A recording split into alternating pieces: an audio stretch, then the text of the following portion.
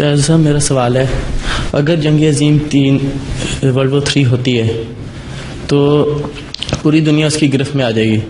جو مقدس مقامات پتہ نہیں پوری دنیا آتی ہے کہ کچھ حصہ دنیا کا آتا ہے، جس جو پھر مقدس مقامات ہیں، جس طرح روا ہو گیا، قادیان، مکہ، کیا یہ بھی اس کی گرفت میں آ جائے؟ میں کہتا ہوں کہ کچھ دنیا آ سکتی ہے، مطلب کسی شخص نے خواب دیکھی اور ہو سکتا ہے پوری دنیا نہ بھی آئے،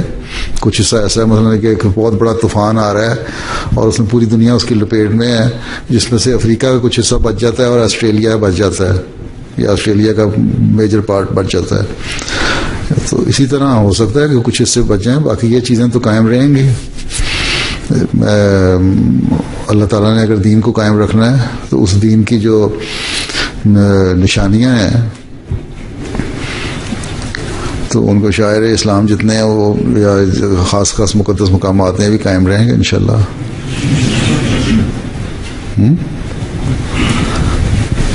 اب ایٹم بم پھٹے گا تو اس کے اثرات تو ہو سکتے ہیں کہیں لوگوں پہ ہو جائیں، کسی ایک ملک سے دوسرے ملک میں ہواؤں کے رخ پہ بھی ہوائیں چلتی ہیں، اثرات ہوتے ہیں ریڈیشن کے، لیکن ضروری تو نہیں کہ بلڈنگیں بھی تباہ ہو جائیں۔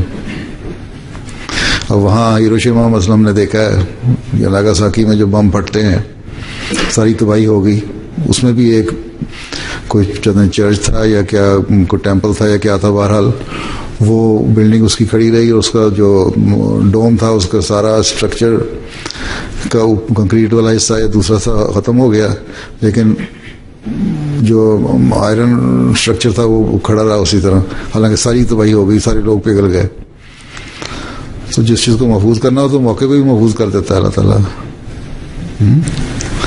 اور خانہ کعبہ سب سے پرانا اللہ تعالیٰ کا گھر ہے، ایک وقت میں یہ مٹ گیا تھا،